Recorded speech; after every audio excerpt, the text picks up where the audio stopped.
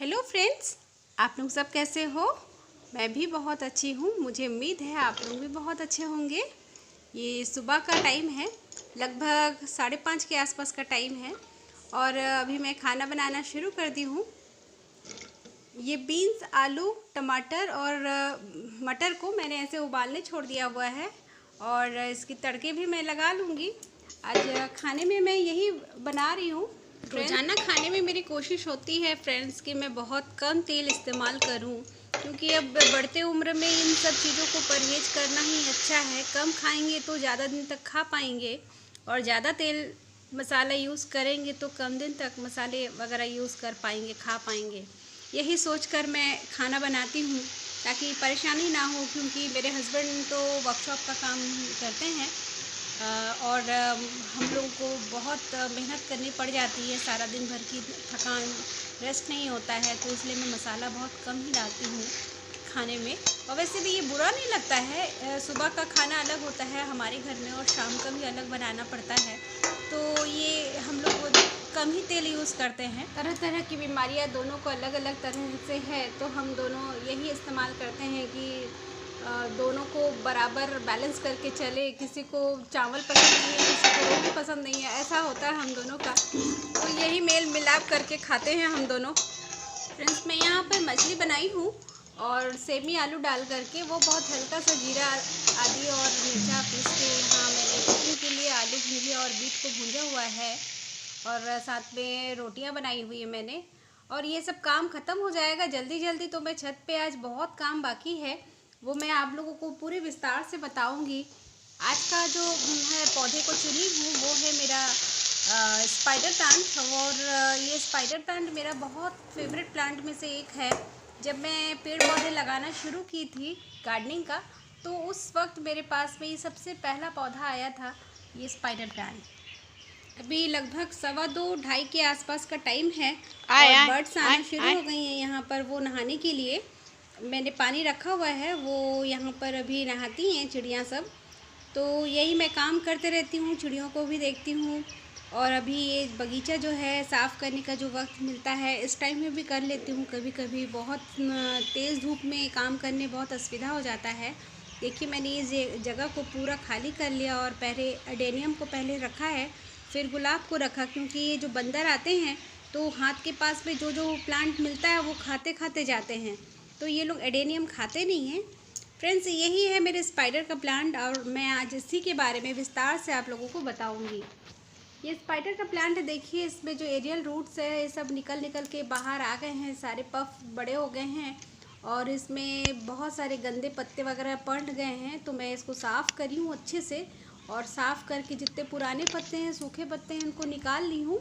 और उसके बाद वो उसको एकदम किनारे से काट काट के मैं उसकी जो एरियल निकली हुई है उसको मैं काट ले रही हूँ।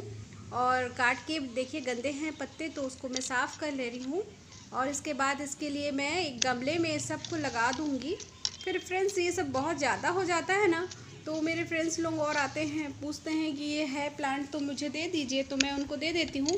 तो मैं ये सब फेंकती नहीं हूँ और सबको एक गमले में लगा के रख देती हूँ, क्योंकि एक ही प्लांट अगर बहुत सारे हो जाए तो दिखने में तो अच्छा लगता है, लेकिन उसको मेंटेन करना भी फिर मुश्किल हो जाता है, क्योंकि ये इतने ज़्यादा मात्रा में मल्टीप्लाई होने लग जाएंगे तो संभालना मुश्किल हो जाता है। और मैं क्या करूँ, मेरे पास तो वैसे भी पहले से बहुत सारे हैं। देखिए, इसमें रूट भी आ गए हैं, तो मैं इसको ज़मीन में, बस ज़मीन में या फिर उसको ऐसे गमले में खाली टच करके रखूँगी भी तो वो जड़ पकड़ लेगा। तो देखिए फ्रेंड्स, मैंने यहाँ पर अपने पहले से, जैसे मैं अपनी गमले तैयार करती हूँ, सूखे पत्ते, थोड़े से खाद और गोबर के उबले, और उसके बाद ये जो मिट्टी बनी हुई होती है हमारी छत पे, वही मट्टियाँ इसके ऊपर मैं डाल के लेकर आ गई हूँ। पहले से रेडी कर ली थी 2 टब, और ये टब में मैं इसको लगा रही हूँ। ये खाली काट काट कर मैंने उसको, पौधे प्लांट्स जो है, बेबी प्लांट जो है, ये देखिए इसमें बहुत सारे, इसको आप चाहे तो हाफ़ करके भी लगा सकते हो, पर मैं इसको हाफ़ नहीं करूँगी, मेरे पास पहले से ही बहुत सारे प्लांट है, तो मैं उसको ऐसे ही लगा दे रही हूँ। और ये बहुत जल्दी लग भी जाएंगे, 5-7 दिन में इसके जड़ें जो है मिट्टी को पकड़ने लग जाएंगी। और मैंने इसको लगभग 1 इंच के आसपास यानी टब में लगा दिया है। एक 1 इंच के लगभग मैंने इसको जड़ के ज़मीन में दबाया हुआ है, टब की ज़मीन में लगाया हुआ है। हैंगिंग बास्केट के लिए सबसे बेस्ट प्लांट में से एक है और ये तो बहुत ही आराम से, बहुत ही बिगनर्स के लिए बहुत ही आराम से ये लग जाएगा। कोई आसान माने इसमें कोई झमेला है नहीं कि ये नहीं लगे या मर जाए, ऐसा कुछ है ही नहीं। बस पानी और मिट्टी का बैलेंस अगर सही रहे, पानी हम डालेंगे तो उसकी मिट्टी जो है वो पूरी भुरभुरी होनी चाहिए ताकि वो जब पानी को सोख ना ले, वो निकल जाए आसान से। वैसा मिट्टी बनाना है। वो मिट्टी बनाने का जो तरीका होता है, मिट्टी में थोड़ी रेती, थोड़ी सी खाद, थोड़ी सी पत्तों की खाद ये सब मिलाएंगे ना और मिट्टी को छान के रखेंगे तो मिट्टी वैसे ही बहुत आराम से पानी सोखेगी नहीं। गीली हो ज़रूर होंगी लेकिन वो नमी ज़्यादा देर तक बनाए नहीं रखेंगी। तो यही बात रहता है कि हम ऐसा जो गार्डनर्स होते हैं वो मिट्टी को उसी तरह से तैयार कर लेते हैं।